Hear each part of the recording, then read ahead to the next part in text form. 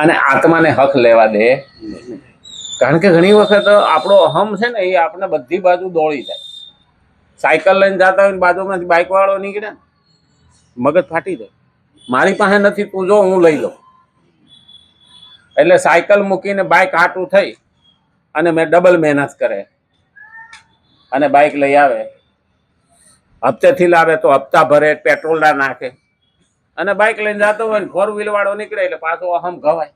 મારું બેટું એ કે 4 વ્હીલ વાળું હું લાવું, એટલે એના હાટું ડબલ મહેનત કરે. એ લાવે 5 લાખની ગાડી લઈને જતો હોય ને કોઈક 50 લાખની બાજુમાં નીકળે. મારું બેટું કે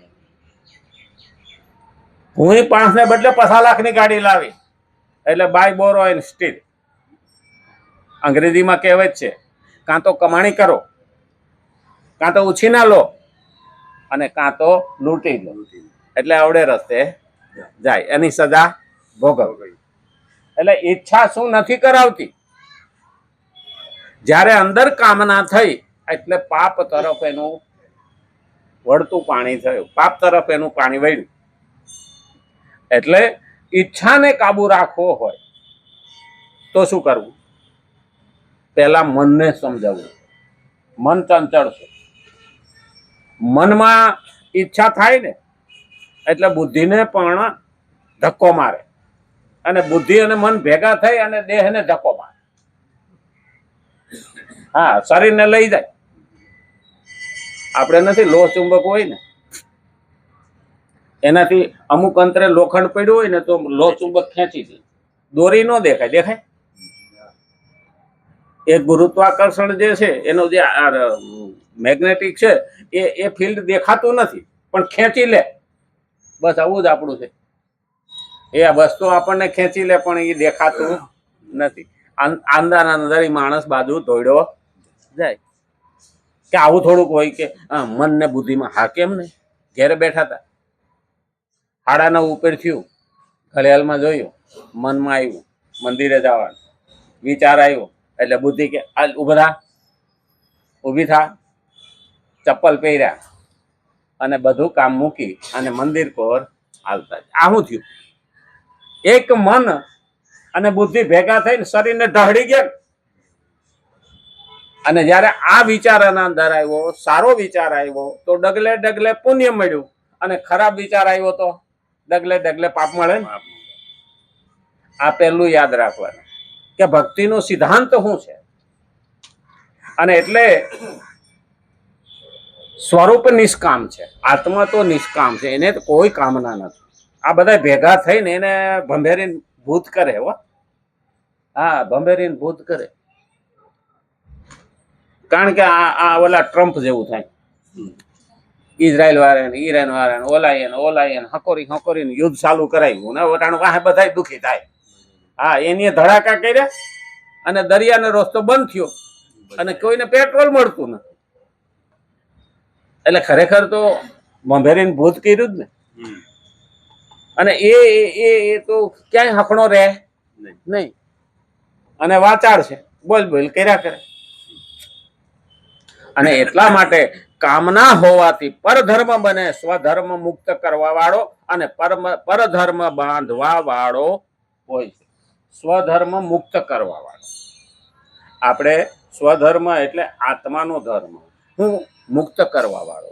કારણ કે આપણી કોઈ ઈચ્છા જ નથી, બીજાનું હિત, એટલે મુક્ત કરે. પેલા 4-5 ગામની વચ્ચે એક મિસ્ત્રી હતો. પહેલાના જમાનામાં તો કઈ આવું ટ્રેક્ટર બેક્ટર તો કઈ હતું નહીં, એટલે દંતાળ ને હાથી ને આન તેને ઈ જ ઘડતા, મિસ્ત્રી જ ઘડ. હવે 4 ગામ 5 ગામ વસારે એક જ મિસ્ત્રી. હવે એનો મરવાનો ટાઈમ થયો એટલે દૂતો આવ્યા લેવા માટે. આમ ભક્તિ ભાવ વાળો, એટલે દેવદૂતો આવ્યા કે હાલો તમારો ટાઈમ થઈ ગયો, હાલો. તો કે એક કામ કરો ને. તો કેમ? તો કે આ વરસાદ આવે એમ છે, વાવણીનો ટાઈમ છે, કોઈનો દંતાળ તૂટી ગયો હોય, કોઈનો ભાંગી ગયો હોય, કોઈનો એકાદો દાંતો ખરાબ થઈ ગયો હોય, તો મારે એને તકલીફ ન પડવી જોઈએ ને, એનો દંતાળ બગડવો ન જોઈએ ને, એનું વાવવાનું બંધ ન રહેવું જોઈએ. તો એક કામ કરો ને કે મને 2-3 મહિનાની છુટ્ટી આપો. હા, 4 મહિના પછી લઈ જાજો. આ પાક આવી જાય એટલે ખેડૂત કાઢી લે પાક, ત્યાં સુધી હું એને ધ્યાન રાખું. પૂછ્યા જાઓ. એટલે પૂછવા ગયા. ભગવાન કે સારું આપ્યું કે 2 વર્ષ, બસ 2 મહિના નહીં, 2 વર્ષ. 2 વર્ષની જિંદગી આપી. 2 વર્ષ પછી પાછા લેવા આવ્યા દેવદૂતો. ચાલો ભાઈ, ટાઈમ થઈ ગયો. હા, ત્યાંથી મને મોકલા છે. એટલે દેવદૂતોને કે જો ભાઈ આવવાનો મને વાંધો નથી, પણ અમારા પાડોશીનો ઘરવાળો છે ને કે એ બીમાર છે. હવે ખેતરમાં કોઈ કામ કરે એવું નથી, બાઈ એકલી છે, છોકરા નાના છે, તો 2 વર્ષ મને રાખો તો હું એને થોડો કામમાં ટેકો કરું, ખેતરનું ધ્યાન રાખું અને એને મદદ કરું. ઓલા પૂછવાઈ ગયા ભગવાનને કે પ્રભુ આવું છે તો સારું કે 2 વર્ષ આપ્યું. હવે 2 વર્ષ નીકળી ગયા એટલે પાછા દેવદૂતો આવ્યો કે હવે કે આ વખતે તો થોડું તકલીફ વાળું છે ગામડામાં, કે વરસાદનું ઠેકાણું નથી, તો 2 મહિના આપો એટલે આ બધું વ્યવસ્થિત થઈ જાય, પછી હું આવીશ. ઓલા ગયા એ કે હારો જાવ. 6 મહિના આપ્યા. હવે આ તો એક્સટેન્શન વધતું ગયું. હા, જિંદગી કે ને નોકરીમાં જે નોકરી કરતા હોય ને એનું સારું કામ હોય ને એને પાછા 2 વર્ષ વધારી દે, 5 વર્ષ વધારી દે. નથી કે હા તમારું કોઈ કામ સારું છે, શરીર હાલે છે તો તમે રિટાયર્ડ ન થતા કામ કરો. આવું થયું. એટલે પછી ઓલા દેવદૂતોએ કીધું ટાઈમ થઈ ગયો કે હવે આને લેવા જવાનો. ભગવાન કે રહેવા દે. તો કેમ? તો કે હું જાઉં. ભગવાન ખુદ આવ્યા. એ લેવા આવ્યા ને પ્રભુ કે નાના હું તારા ભેગો રહેવા આવ્યો. આવા માણા ભેગો ભગવાન રે, અને એ જ્યાં જાય ત્યાં એનું કામ ભગવાન કરે. ઉપદ્રષ્ટા અનુમંતા ભરતા ભોગતા ચ મહેશ્વર. તો બીજાના હિતમાં એને વિચાર કર્યો હતો, પોતાનું ક્યારેય એને વિચાર્યું નહીં. અને એ જ છે આત્મા નિષ્કામ છે. અને એટલે જ પ્રકૃતિના સંબંધથી આવે છે. એટલા માટે કામના હોવાથી પરધર્મ બને, સ્વધર્મ મુક્ત કરવા વાળો અને પરધર્મ બાંધવા વાળો. પરધર્મ કરીએ ને એટલે શું? સ્વાર્થ માટે કરીએ ને તો એ બાંધવા વાળો. એ આપણે કર્મ ભોગવવા પડે હો. અને કર્મ પછી સારા કર્યા હોય, ખરાબ કર્યા હોય, એ કર્મ આપણે ભોગવવા અહીંયા આવવું પડે, પાછો જન્મ લે. તો સ્વધર્મ કરવાનો. મારે કઈ જોઈતું નથી, પ્રભુ તું રાજી તો હું રાજી. તો ભગવાન કે બેટા અહીં બે. આ ખરેખર ભગવાન પાસે અમુક જે મુક્ત થઈને ગયા છે ને ત્યાં પછી બહુ ટ્રાફિક ના હોય. હા, આ ટ્રાફિક તો યમપુરીમાં વધારે હોય. હા, જા બધા.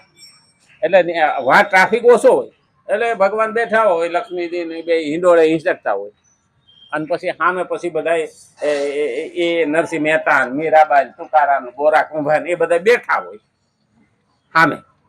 અને બાપા બેઠા બેઠા જોવે કે બાપા શું જોવો છો? તો કે આ બાજુનો ખૂણો થોડોક કે બગડ્યો.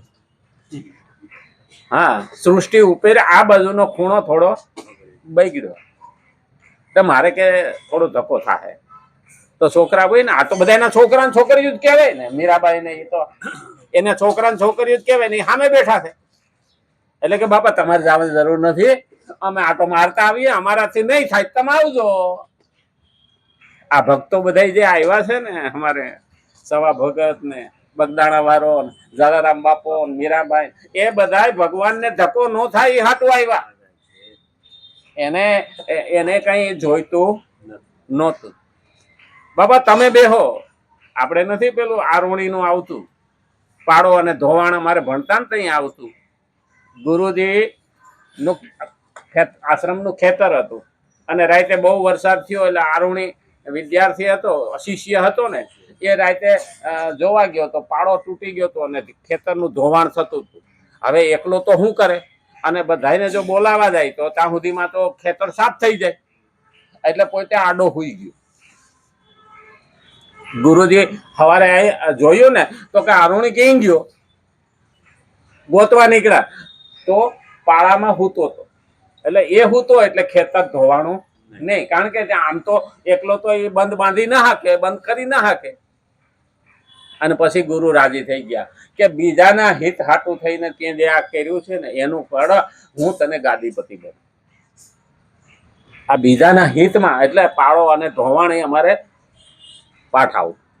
એટલે એ જમાનામાં પછી તો કેટલાય કોર્સ બદલી ગયા. હવે તો સાયકલની સીટી ને એવું બધું આવ્યું.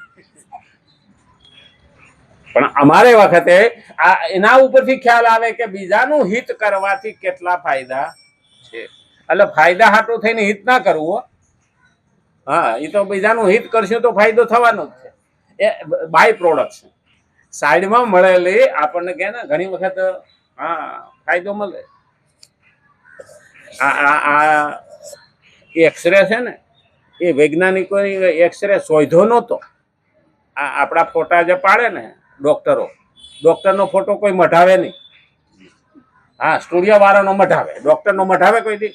આ કે 1990 હું પડ્યો તો પગ ભાંગ્યો તો ને એનો એક્સરે છે એવું કદી. એ તો ઢાંકીને રાખે હો, કાં તેજોરી મેલ દે.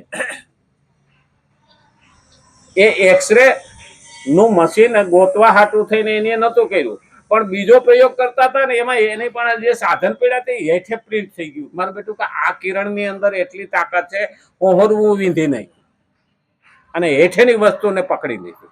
આ એમાંથી ખબર પડી. આખું શરીર વિંધીને હાડકાનો ફોટો લઈ આવે છે કે નહીં. તો હવે એ જે શરીરને વિંધી હકતું હોય તો એ કેટલું નુકસાન કરતા હોય છે. એટલે વારે વારે એક્સરે લેવાથી પણ શરીર નકામું થાય.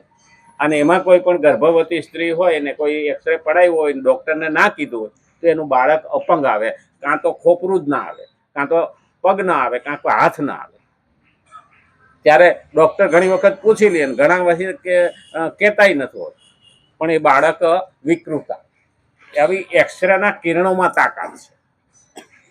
ભલે દેખાતા નથી પણ શરીરને વીંધી નાખે. એવું જ આ લેઝર છે. લેસરથી કિડનીની અંદર પથરી હોય ને તો પણ ભૂખો કરી નાખે. હા, દેખાય નહીં, ઉપર બેઠા બેઠા એ તો આરામથી સૂતો હોય, અંદર પથરીને ભૂખો કરીને પેશાબ વાટે કાઢાવી નાખે. પણ આ જે વીંધતું હોય છે એ કાંઈક તો કરતું જ છે. પોદડો ઉપડે ત્યાંથી માટી તો લઈ જાય ને, પોદડો પડ્યો ત્યાંથી માટી તો લઈ જાય ને. એમ આ કિરણો પણ નુકસાન કરે છે. પણ આપણે ઘણી વખત શું છે, કોઈને મનમાં ઘૂસી જ જાય. શરીરમાં પાણી ઘટે તો બાટલો ચડાવો તો વાંધો, પણ ઘણા નાટક હાટું થઈને બાટલા ચડાવે દેખાડો કરવા હાટું થઈ, તો એ પાણી તો હૃદયમાં ઠલવા, એ હૃદયને તો નુકસાન કરે છે. અને ધીમે ધીમે હૃદય પોળું થાય. અને વધારે પડતા બાટલા વારંવાર ચડાવવાથી એને એટેક આવવાનો ભય રહે, કારણ કે હૃદય નબળું પડે. 6 લીટર કે 7 લીટર લોહી ફેરવવાની ક્ષમતા છે હૃદયની. એમાં આપણે 1 લીટર પાણી ઘુસાડીએ. એટલે તો કીધું જ્યાં સુધી પાણી પીને ચાલે ત્યાં સુધી ઉપરથી ચડાવવું નહીં. આ પણ મહત્વનું બધું સમજવું પડે, નહીતર આપણે આપણા દેહને બગાડી નાખીએ. પછી દેવળ વહેલું જૂનું થઈ જાય.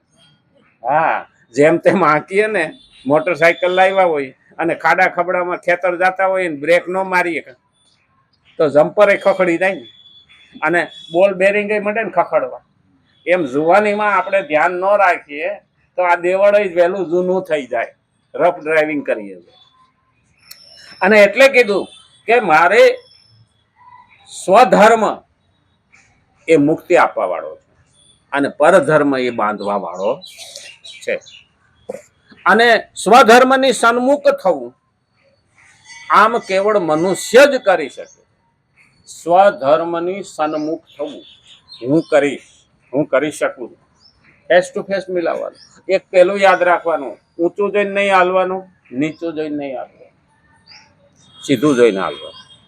આંખમાં આંખ પરોવીને વાત કરો, ઊંચી જોઈને નહીં, નીચું જોઈને નહીં. નીચું હોય તો બાપડો બિચારો કહેવાય, ઊંચું જોવે તો અભિમાની કહેવાય. આંખમાં આંખ પરોવે તો બરાબરી. તો ભગવાન સામે આમ આંખમાં આંખ પરોવીને ઉભવાનું. ભગવાન પાસે તો હેઠું ઘાલીને નહીં ઉભવાનું. ઘરે કે હું કામ ને હેઠું ઘાલું, પણ પાપી હોય હેઠું ઘાલીને જ હોય. હા, કઈ કર્યું નથી ભગવાન. એટલે નિશાળમાં છોકરો જાય ને અને માસ્તર હોમવર્ક માંગે એટલે છોકરા હોમવર્ક નો કર્યું હોય ને તો હેઠું ખાલી ઉભો રહે એટલે સાહેબ સમજી જાય કે ભાઈ લાયા નથી. તો બાપો ઉપર વાળો બાપા પાસે આપણે જવાનું તો છે જ. અને જાહું ને તો ભગવાન માં આક્ષેપ તને હું કરવા મોકલો તો હું કરીને આવ્યો. હા, એટલે આપણે કઈક કરીને ગયા આવીશું ને તો ભગવાન ને જવાબ દેવું. અને નહીં ગયા હોય તો મદદ પાડીને ઉભા રહે હું ઊંધું ખાલી